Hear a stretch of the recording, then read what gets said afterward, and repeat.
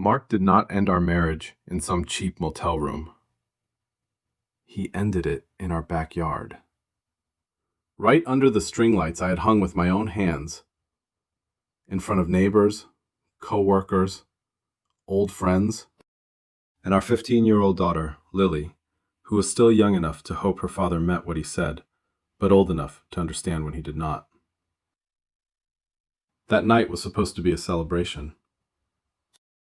Mark had just signed the biggest contract of his career, the kind of deal he had talked about for months.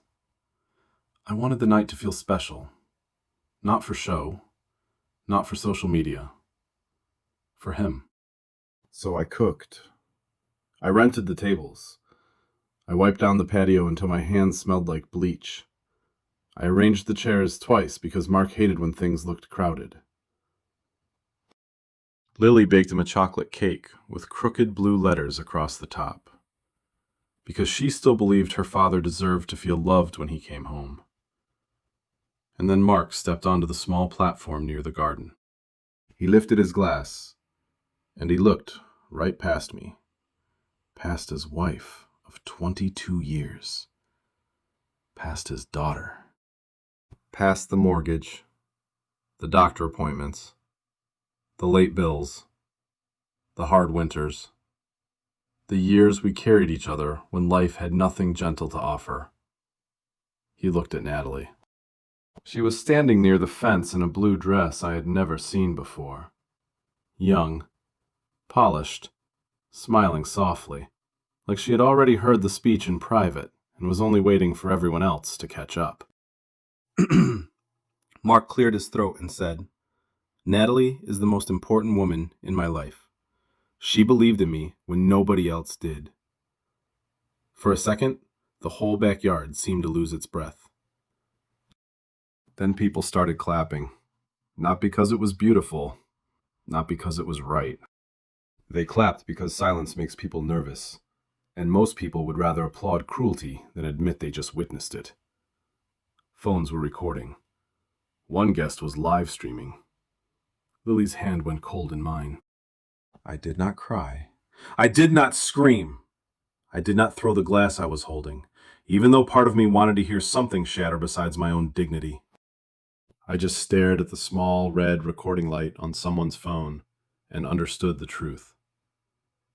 My marriage had just ended. And this time, there were witnesses. Subscribe if you believe betrayal always leaves evidence. Because sometimes it is not hidden in a phone. Sometimes it stands under the lights in your own backyard and raises a glass. My name is Elaine Harper. I was 51 years old when I finally learned that a marriage can be dead long before anyone signs a divorce petition. And I want to be clear about something. I was not the perfect wife. I will not sit here and polish myself into some saint for the sake of the story. I got tired. I got short when money was tight. I forgot to answer messages. Some nights, I left the laundry in a basket and went to bed because there was simply nothing left inside me to give. But for 22 years, I kept our family standing. When Lily was little, I worked part-time as a bookkeeper. Later, when Mark's mother got sick, I cut my hours because someone had to take her to appointments. Someone had to sort the medication, call the insurance company, sit in waiting rooms, and still make sure our daughter had clean uniforms and lunch money on Monday morning. That someone was usually me. I handled the mortgage, the tax forms, the dentist appointments, the school paperwork, the car insurance, the grocery list, the emergency fund that never stayed full as long as it was supposed to. I knew which bill could wait until Friday and which one could not. I knew when Lily needed new shoes before she asked. I knew when Mark was scared about money, even when he was too proud to say it. And for a long time, Mark knew it too. He was not a romantic man. He was never the type to write love letters or plan surprise weekends away. But he used to show up. He fixed things around the house. He came home when he said he would. He kissed Lily on the forehead before leaving for work. On the hard nights, when the numbers looked bad and the future felt thin, he would reach across the kitchen table, take my hand, and say, "Elaine, I could not have built this life without you." I believed him. That is the part that still has teeth. Because when someone you trust begins to change, you do not call it betrayal right away. Not at first. You call it stress. You call it pressure. You call it ambition. You call it a rough season. You explain it for them because the truth feels too expensive to say out loud. After Mark's company expanded, little things started shifting. New shirts appeared in his closet, a sharper haircut, a cologne he wore even on ordinary workdays, later nights at the gym, a smile that came easily when his phone lit up, then disappeared the moment I walked into the room. Then came Natalie. At first, she was only the new marketing hire, young, confident, full of ideas. Mark said she had the kind of energy the company needed. He said she understood how to sell the future. He said she made the whole team better. And honestly, I was glad for him. That is the embarrassing part. I was glad. I thought maybe he had finally found someone at work who made the pressure lighter. Someone who helped him feel less alone in a business that had been eating him alive for years. But Natalie did not stay a coworker for long. She became a weather system in our house. Natalie understood his stress. Natalie had a modern mind. Natalie thought he was being held back. Natalie said he still had so much potential. Natalie believed he needed to stop letting small people make him feel guilty for wanting more. Her name sat at our dinner table before she ever set foot inside our home. And slowly, I began to notice the difference. When Mark talked about me, he sounded tired. When he talked about Natalie, he sounded alive. That hurt more than I expected. Not because I thought a man should never admire another woman. Not because I needed to be the center of every room he walked into. It hurt because I could feel him rewriting us. In his new version of the story, I was no longer the woman who helped him build his life. I was the weight around his ankle. The old wife. The tired wife. The one who reminded him of bills, doctor visits, school meetings, and everything real. And Natalie was light. Natalie was future. Natalie was freedom. Even Lily noticed. One evening, I was rinsing dishes at the sink when she came up beside me and said, very quietly, "Dad talks about Natalie more than he talks about us." I smiled because mothers learn how to lie gently when their children are afraid. I told her he was just busy. I told her work was stressful. I told her not to worry. But that sentence stayed inside me, like a nail under the floorboard. After that, Mark started doing what guilty people do when they are not ready to be caught. He came home late, but never without a reason. A meeting ran long. A client changed the schedule. Natalie needed him to approve a presentation. The company was in a critical stage. Everything sounded reasonable if you wanted peace badly enough. His phone started lying face down on the table. Then it followed him into the bathroom. Then the password changed. He said it was for work security, and he said it in that patient, disappointed tone people use when they want you to feel foolish for asking a normal question. Whenever I asked something simple, he did not answer it. He corrected me. "You're being insecure. You don't understand the pressure I'm under. You should be proud of me. You're acting more like my mother than my wife." What I noticed later was this. He never simply said, "There is nothing going on." He only made me feel ashamed for noticing that something was. The pattern became so clear I could have written it down before it happened. Mark would do something that made my stomach tighten. I would ask about it. He would avoid the question. Then he would turn my concern into an accusation against me. I would back down because I wanted the house calm for Lily, and my silence would become his permission to go a little further. Natalie started appearing in places she did not belong. A birthday gift left on his desk, photographed and posted with a little heart in the caption. Comments under company photos that sounded just professional enough to deny, but personal enough to sting. An email that flashed across his laptop one night at 11:47 saying, "Couldn't sleep. Had another idea for you." Once, under a work photo, she called him M. By morning, the comment was gone. I did not break into his phone. I did not install anything. I did not follow him around parking lots. I did not make fake accounts to watch her life from the shadows. I just started paying attention to what was already in front of me. Public photos, social posts, credit card charges, missed family dates, messages that appeared on his screen while he sat beside me and forgot I still had eyes. There is a strange kind of peace that comes when you stop begging to be convinced and start keeping records. One night, after Lily had gone upstairs, I told Mark the truth as calmly as I could. If Natalie comes to the party at our house, I will take that as your answer. He looked at me for a second. Then he laughed.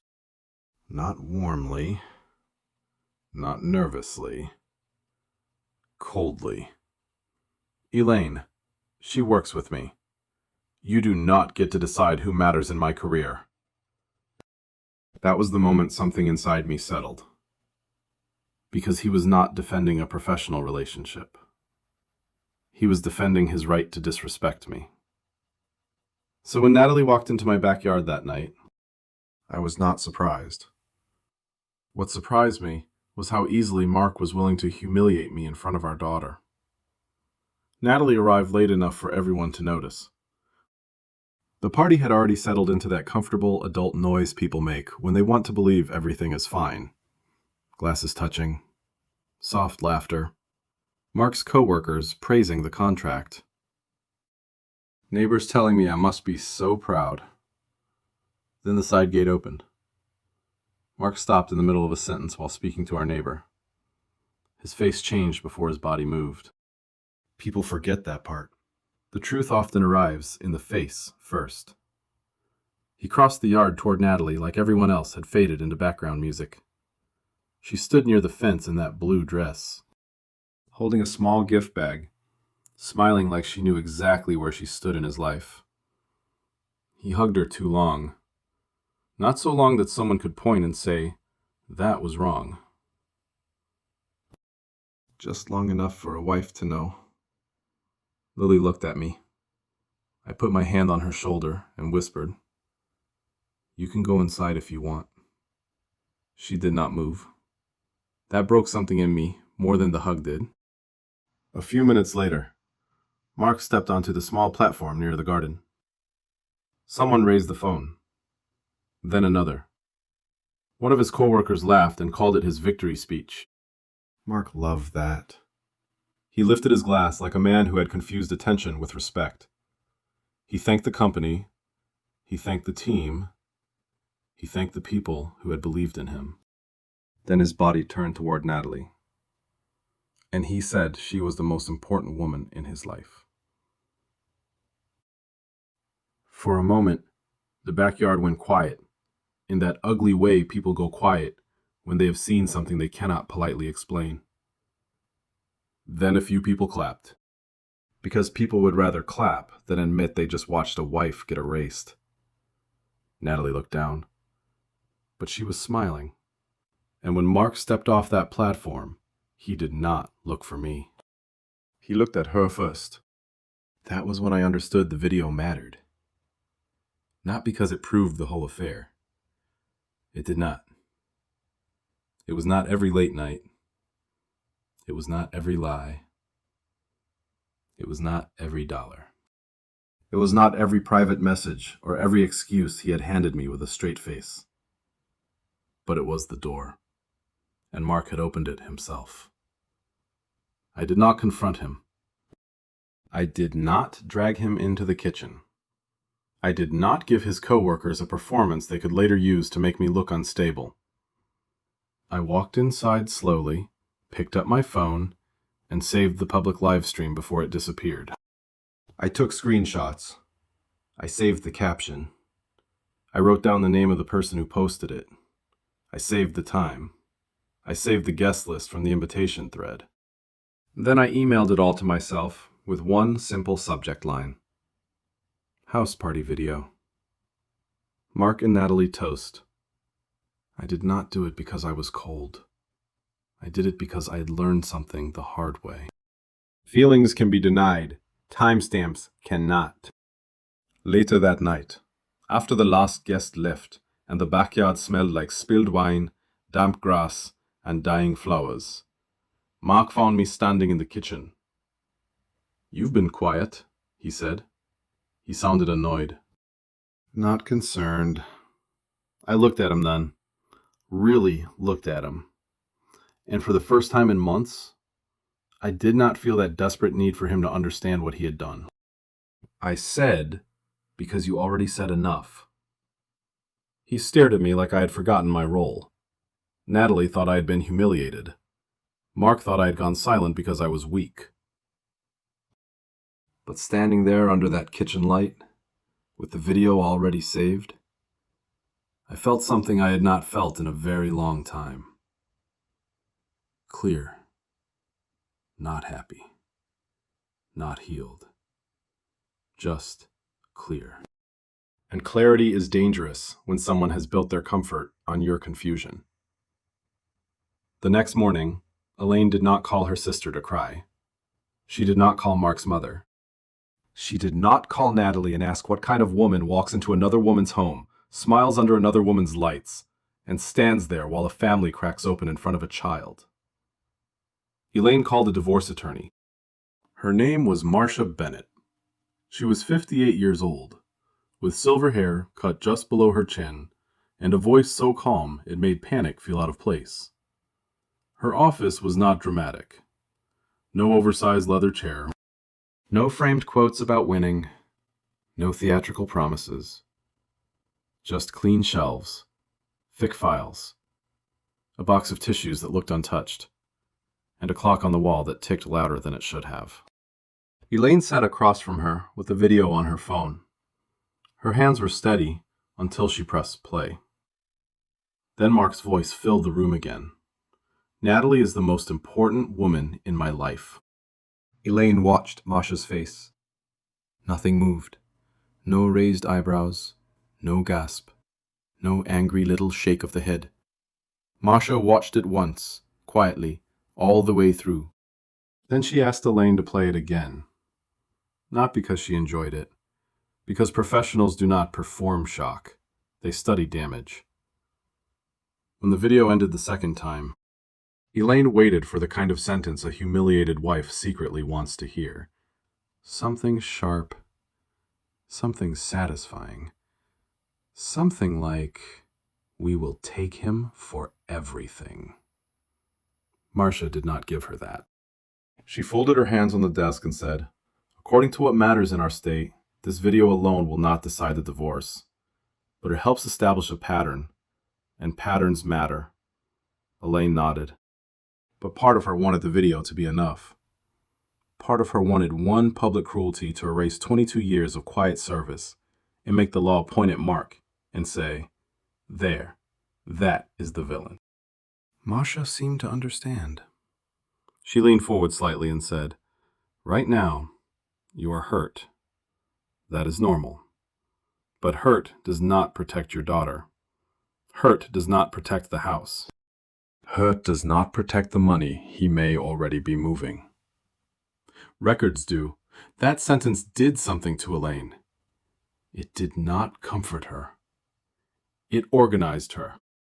For the first time since the party, she stopped thinking like a wife begging to be seen by a man who had already looked past her. She started thinking like a mother, with something left to defend. Marcia told her to build the truth in categories.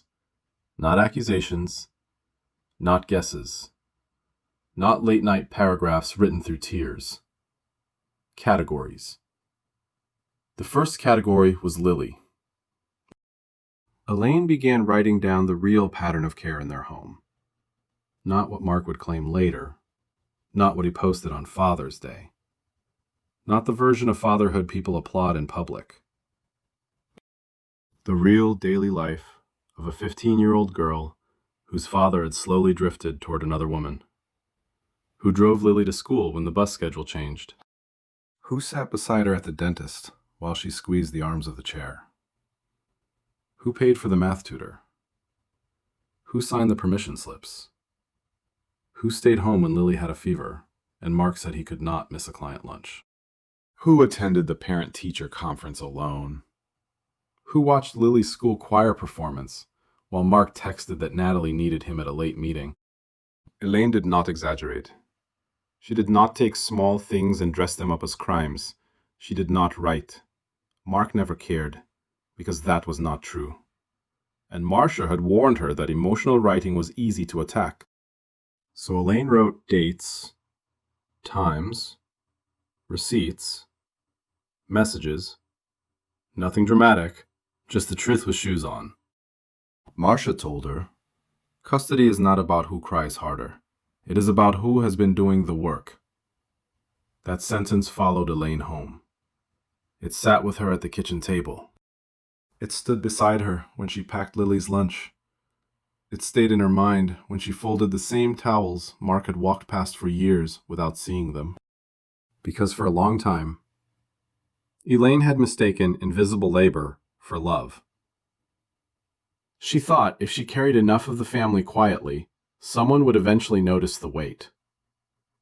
Now she understood something colder. If it was not written down, Mark could call it memory. If it was documented, it became history. Then came the money. Elaine opened the joint credit card statements one afternoon with a cup of cold coffee beside her and a yellow legal pad on the table. At first, she expected to feel irritated. Maybe there would be expensive dinners. Maybe a few purchases Mark had hidden because he did not want another argument. What she found was worse. Because it was not random. It was organized. A boutique hotel charge on 2 nights when Mark had said he was in another city for work. A restaurant bill for 2. Nearly $300, with no client name and no business receipt attached. A jewelry store charge 2 weeks before Natalie posted a picture of a bracelet on her wrist. A weekend flight to Denver, while Mark had told Elaine he was handling a warehouse problem at the office. Elaine stared at each line until the numbers stopped looking like numbers. They became pieces of time. Hours he had taken from his daughter. Money he had taken from their marriage. Trust he had spent like it belonged only to him. She did not confront him. That was the hardest part. There were moments when she wanted to walk into the living room, drop the statement in his lap, and watch his face change. She wanted that small reward. That instant proof that he knew he had been caught. But Marcia had been clear. Do not trade evidence for a reaction. So Elaine made copies. She saved PDFs. She matched dates against Lily's calendar. She wrote down what Mark had told her on those days and what the bank record said instead. There is a certain kind of heartbreak that becomes easier when it is placed in a folder. It still hurts, but it stops floating around the room. The third category was the one Elaine had not expected. Hidden money. At first, it was only a feeling. Mark had spent months talking about the new contract, like it was the beginning of a different life. He called it the deal that would change everything. He talked about bonuses, equity, future plans, retirement, a bigger cushion, fewer worries. But when the year-end money came in, the amount was small. Too small. Elaine had managed their family finances for 2 decades. She knew the rhythm of Mark's income. She knew when a number made sense, and she knew when one had been trimmed down until it looked harmless. Marcia did not tell her to snoop. She did not tell her to break into anything. She told Elaine to gather only what she had a legal right to see: tax documents, bank letters that came to the house, joint returns, investment notices, business records connected to their marital finances. Elaine found the name on a form tucked into a stack of mail Mark had not bothered to open. Hollow Creek Consulting. The name was almost too boring. It sounded like something designed to disappear inside a pile of paperwork. But the transfers were not boring. Money connected to Mark's company had moved through Hollow Creek as consulting referral payments. Then pieces of it had gone somewhere else. Restaurants, travel, gifts. Expenses that lined up too neatly with Natalie's public life. Elaine sat at the kitchen table that night with the paper in front of her and felt a different kind of anger. The affair had humiliated her, but the money made it colder. Because this was not just desire. This was planning. This was a man preparing to look poorer than he was while asking his wife and daughter to accept less. That was when the story changed. It was no longer only about another woman. It was about marital money being moved out of sight while Elaine was still paying the electric bill and reminding Lily to finish her homework. The fourth category was Natalie. Elaine wanted to hate her in a simple way. It would have been easier if Natalie were only a villain in a blue dress. Just a selfish woman who walked into someone else's home and smiled while taking up space that was never hers. But Elaine did not have time to hate her properly. She had a file to build. She did not follow Natalie in real life. She did not create fake accounts. She did not message Natalie's friends or dig through private places she had no right to enter. She only saved what Natalie chose to place in public. Because vanity has a strange way of documenting itself. A photo taken from the passenger seat of Mark's car. A hotel mirror that matched the boutique hotel charge. A bracelet on Natalie's wrist that looked very much like the one on the credit card statement. A story posted from Denver with no face in the frame, just 2 coffee cups and a caption about finally being chosen. Then came the post that made Elaine close her laptop for a full minute. Some men finally become brave when the right woman believes in them. Elaine read it once, then again. She wanted to answer. She wanted to write that bravery was not sneaking around with a married man while his daughter waited at home for dinner. Bravery was not taking another woman's husband and calling it destiny. Bravery was not smiling under another woman's string lights while a child stood there watching her family split down the middle. But Elaine did not answer. She saved it. Because bitterness fades in court. Screenshots do not. In the middle of all that, Mark came home one evening with the face of a man rehearsing a speech. Elaine was at the sink, washing a pan. Lily was upstairs. The house had that heavy quiet it gets when everyone inside it knows something is wrong, but no one wants to be the first to say it. Mark stood in the kitchen doorway and said he thought they should consider a civilized separation. Civilized. Elaine almost laughed. There was something impressive, in the ugliest way, about a man who could turn betrayal into a branding exercise. He said they had grown apart. He said the house felt tense. He said Lily was old enough to understand that adults sometimes needed to choose happiness. He did not say Natalie's name. Men like Mark often think omission is dignity. Elaine dried the pan slowly and listened. She had already learned not to interrupt a man when he was building his own record. A few days later, Elaine heard Lily crying in her room. Not loud crying. Worse than that. Quiet crying. The kind children do when they are old enough to know their pain makes adults uncomfortable. Elaine knocked softly and went in. Lily was sitting on the bed with her phone in her lap. On the screen was Natalie's story. a hand resting on a small curve beneath a cream-colored sweater. New chapter. Chosen. Loved. Protected. Elaine looked at the image. Then she looked at her daughter's face. She did not need Mark to confess. The room already had. That night, Mark did not deny it directly. He said Natalie was going through something complicated. He said he had responsibilities. He said he needed to do the right thing.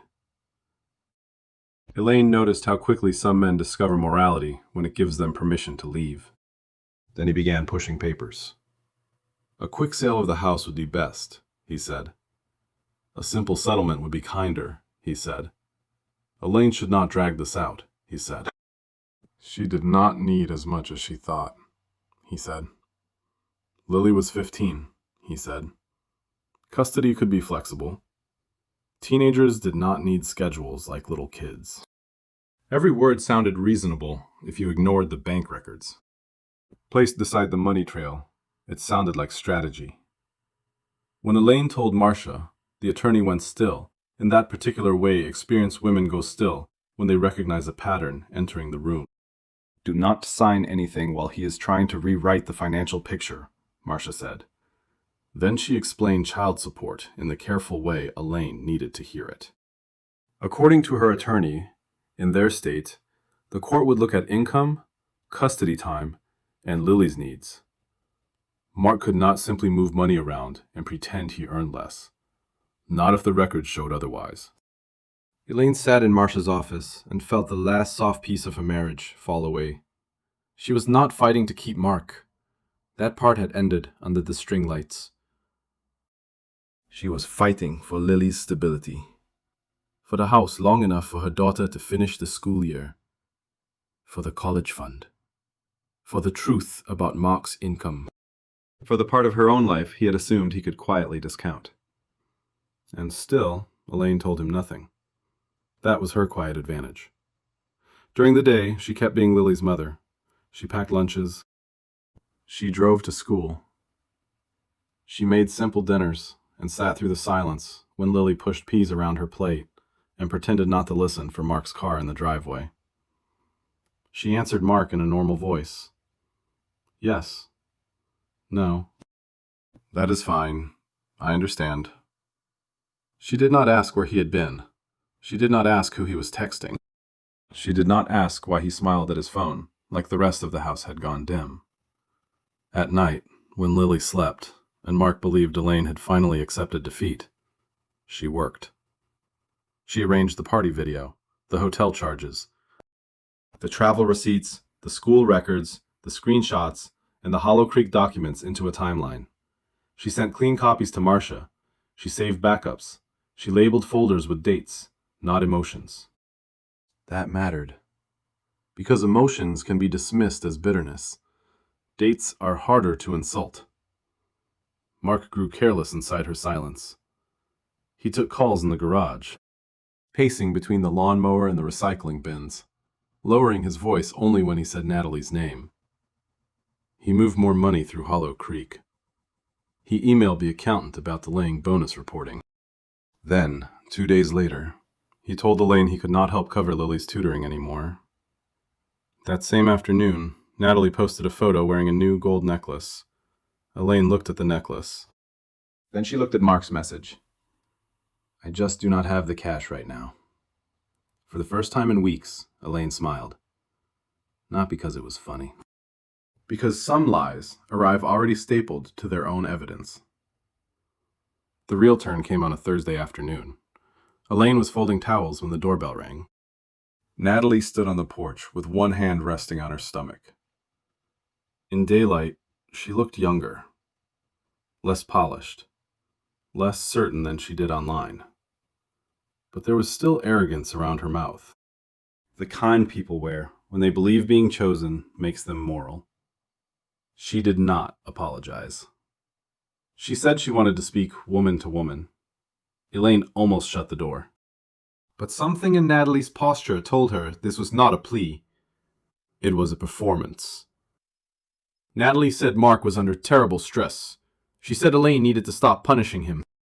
She said it would be better for everyone if Elaine let him go with dignity. Then she placed her hand more firmly over her stomach and said, "He is trying to build a real family now." The words were so ugly that, for one clean second, the air felt empty. Elaine did not slap her. She did not raise her voice. She simply looked at Natalie and asked, "Does Mark know you met with your ex-boyfriend 2 weeks ago?" Natalie's face changed. Just a flicker, but enough. Elaine did not explain how Marcia had received a message from a man who used to date Natalie. He had seen the pregnancy announcement. He had questions about the timing. He had documents of his own. Elaine did not know if the man was telling the truth, and she did not pretend to know. She only knew this. Mark was preparing to destroy his daughter's stability for a story he had not even checked. Natalie left without finishing whatever speech she had practiced. That evening, Mark came home angry. Not worried about Lily. Not ashamed. Angry. He said Natalie had been crying. He said Elaine was cruel, bitter, jealous. He said dragging an unborn child into this proved what kind of woman Elaine had become. Elaine listened from the kitchen table. Then she placed 3 things in front of him: the party video, the Hollow Creek records, 18 months of Lily's care schedule. Mark stared at the papers the way people stare at a locked door they were sure would open. For once, he did not call her insecure.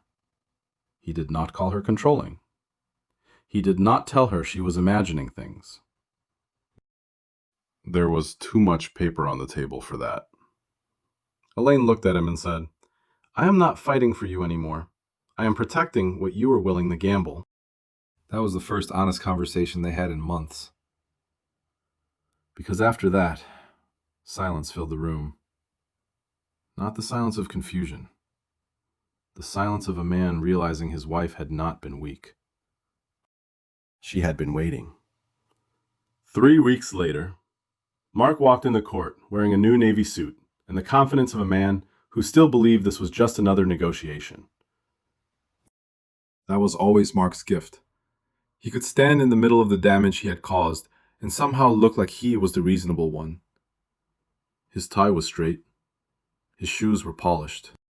His face had that practiced calm he used in meetings, the one that made people believe he was in control, even when the numbers did not support him. Natalie was not in the courtroom. She did not need to be. Her shadow had already come in with him. It sat beside him at the table. It stood behind every excuse. It was there in the money, in the missing nights, in the video, in Lily's face when she heard her father call another woman the most important woman in his life. Mark's attorney tried to make the story neat. Elaine was emotional. Elaine was resentful. Elaine was struggling to accept that her marriage had changed. Elaine did not understand the pressure of Mark's career. Elaine could not handle the fact that her husband had grown into a bigger life. Elaine sat still and listened. There is a special kind of insult in hearing someone turn your pain into a personality flaw. But she did not interrupt. She did not shake her head. She did not whisper to Marcia or look across the room at Mark. She had learned by then that the truth does not need to rush. Marcia did not argue with adjectives. She did not call Mark selfish. She did not call him cruel. She did not stand up and deliver some dramatic speech about betrayal. She simply played the video. The room went quiet. Then Mark's voice filled the courtroom. "Natalie is the most important woman in my life." There it was again. Not whispered in the dark. Not buried in a private message. Not hidden behind a locked phone. Said clearly, publicly, proudly, in the backyard Elaine had cleaned with her own hands. The screen showed Mark turning away from his wife, away from his daughter, toward the woman he would later describe as just a professional relationship, until things became complicated. Elaine did not watch Mark while the video played. She watched the judge, because that was who needed to see it. The video did not prove every part of the affair. It did not need to. It showed judgment. It showed public humiliation.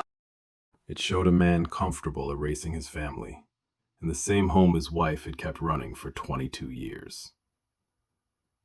When it ended, the silence felt different from the silence at the party. At the party, people clapped because they were uncomfortable. In court, no one clapped. No one filled the space for him.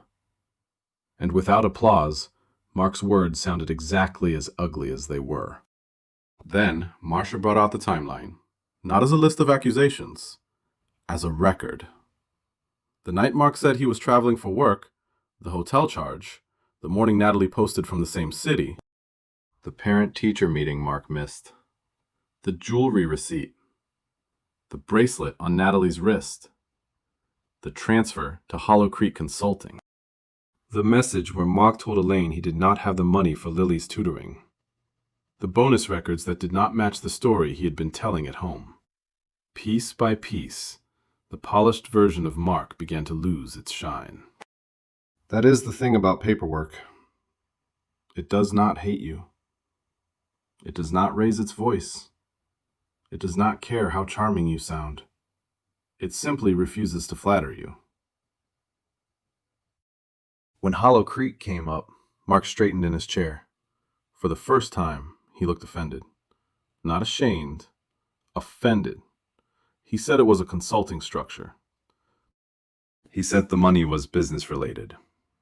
He said Elaine was trying to embarrass him. He said she did not understand how business development worked. Marcia did not call him a criminal. She did not need to. She asked for complete financial disclosure. She asked that any funds tied to income earned during the marriage be reviewed as part of the marital estate. She pointed to dates, transfers, and the timing of expenses that lined up too closely with Natalie's public posts to be waved away as coincidence. The judge's face did not change much, but Elaine saw the pen moving. That was enough. Mark had spent months acting as if money became private the moment he moved it out of Elaine's sight. Now the court was asking him to bring it back into the room. Then came custody. That was the part Elaine had feared most. Not because she wanted to keep Lily from her father. She did not. Elaine had never wanted Lily to lose Mark. Mark had done enough of that on his own. She feared it because she knew how easily men like him could perform fatherhood when an audience appeared. Mark's attorney spoke about his love for Lily, his work ethic, his desire to remain active in her life, his belief that teenagers needed flexibility, not rigid schedules, his hope that Elaine would not let bitterness affect their daughter. Elaine kept her hands folded in her lap. There was a time when those words would have made her doubt herself. Not anymore. Marcia let the record answer. School meetings, medical appointments, tutoring payments, daily routines. Nights Lily had been sick. Events Mark had missed. Messages where he canceled time with his daughter because work was urgent. While other records suggested that urgency had a hotel room, a dinner bill, and Natalie's name attached to it. Elaine did not stand up and call Mark a bad father. She did not have to punish him with words. The pattern did the work, Marcia said. Elaine is not asking to punish Mark. She is asking the court to protect consistency for the child. For the first time that day, Elaine felt Lily's name land in the room with the weight it deserved. Not as a bargaining chip, not as a schedule problem. Not as something Mark could use to make himself look wounded. As a girl. A 15-year-old girl who had stood under string lights and watched her father publicly choose another woman. A girl who still needed school mornings, dental appointments, homework reminders, a quiet place to sleep, and at least one parent who did not treat her stability like an obstacle. The financial consequences followed. Mark was ordered to provide updated income information. The bonus issue could not disappear behind a new company name. The money moved through Hollow Creek had to be reviewed. Child support would be calculated from the real picture, not the smaller version Mark preferred. He looked different after that. Not ruined. Not poor. Not destroyed. Just smaller. Like a man who had mistaken control for intelligence and finally met a room that did not admire it. Then the DNA truth arrived in the least dramatic way possible. Not with shouting. Not with a thrown folder. Not with Natalie bursting through the courtroom doors in tears. It came through a phone call in the hallway. Natalie had given birth earlier than expected. There had been questions about the timeline. There had been pressure from more than one direction. And then there had been a test. Mark was not the father. Elaine did not hear every word.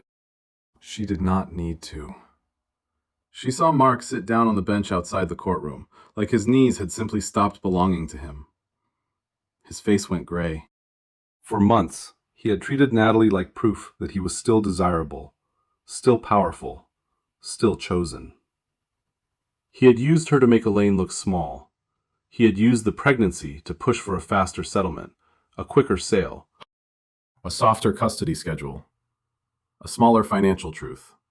And now, the woman he had called the most important woman in his life had handed him the same kind of beautiful lie he had been selling Elaine.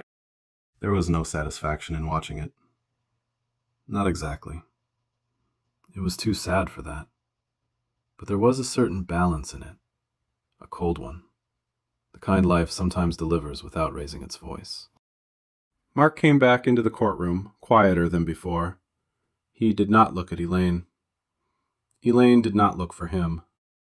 By then, she understood something she wished she had learned years earlier. Closure is not when the other person finally understands what they did. Sometimes closure is when you stop needing them to understand. The final decisions did not make Elaine rich. Real life rarely rewards betrayed women that cleanly. She was allowed to remain in the house long enough to keep Lily stable through the school year. Mark was ordered to pay child support based on a fuller income picture. The hidden transfers were brought into the divorce discussions. Money spent on Natalie from marital funds could no longer be treated like private romance. Custody leaned toward the parent who had been doing the daily work all along. Elaine did not get everything, but she got enough. Enough protection. Enough truth. Enough stability for Lily. Enough proof that Mark could not turn his betrayal into a flaw in his wife. When it was over, Elaine walked out of the courthouse without looking back at him. The judge had not needed to shame Mark. The documents had done that. And the video Mark thought made Natalie look chosen had shown everyone exactly what Elaine had survived.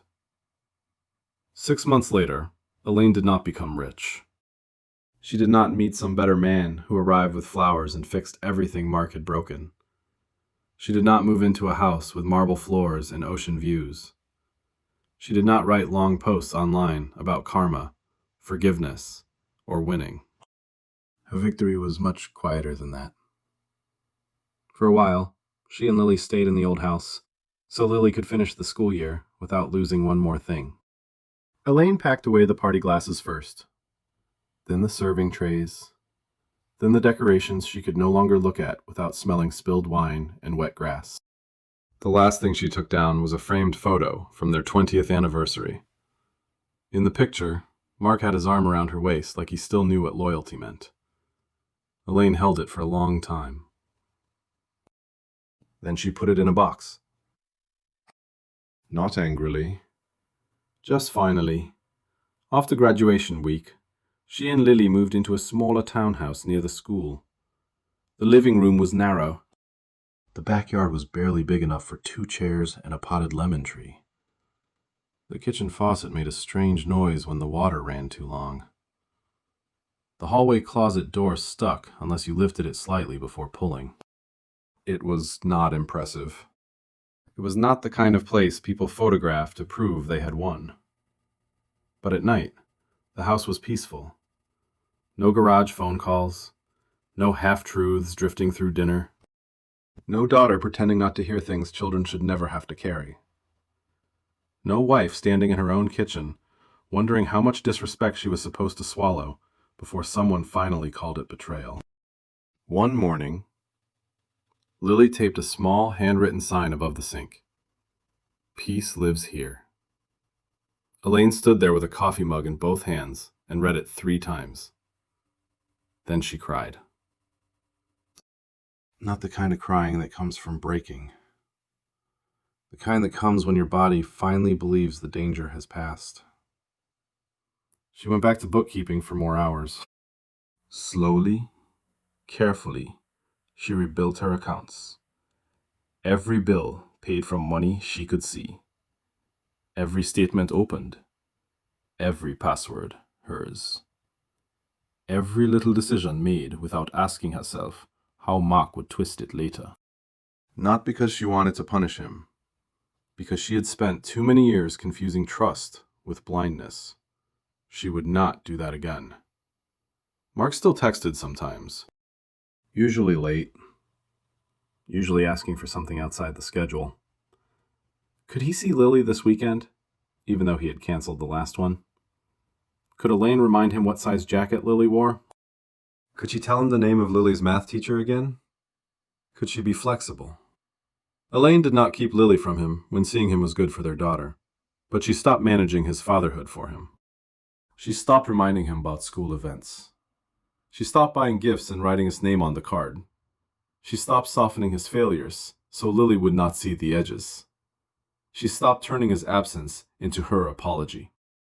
That was harder than it sounded. Women like Elaine are trained by life to smooth the table before anyone notices it is uneven. They explain. They cover.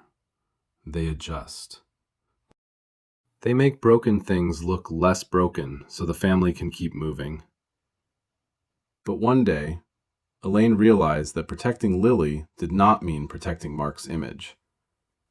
It meant telling the truth, gently, and letting Mark carry the weight of his own choices. Natalie disappeared from social media for a while. No more hotel mirrors. No more captions about being chosen. No more soft photographs of coffee cups and borrowed futures. Mark stopped saying her name. Elaine never asked what happened between them after the test. She did not need the details. Some stories punish themselves better than any betrayed wife ever could. One afternoon, Elaine found the party video in an old evidence folder. She had been looking for a tax form and clicked the wrong file. There it was. The backyard. The lights. Mark on the platform. Lily beside her. Natalie near the fence in that blue dress. Elaine watched it once. Only once. There she was, standing under the string lights, while her husband called another woman the most important woman in his life. Elaine expected anger to come back. She expected the old heat in her chest, the humiliation, the urge to defend herself to people who had clapped because silence made them uncomfortable. But anger did not come. What came was distance. She looked at the woman on the screen and felt something almost tender. That woman had been humiliated, but she had not been defeated. She just did not know yet that the same video meant to erase her would become the proof that helped set her free. Betrayal wants noise. It wants you to scream. It wants you to shake. It wants you to become the version of yourself the liar can point to and say, "See, this is why I had to leave." Elaine learned to answer differently. With records, with patience, with custody files, with bank statements, with the truth arranged so clearly that even a judge could not look away. Elaine did not win because Mark lost Natalie. She won because Lily found peace. She won because the money meant for their future was protected. She won because she no longer had to stand in her own home and applaud the person hurting her. And maybe that is what redemption really is.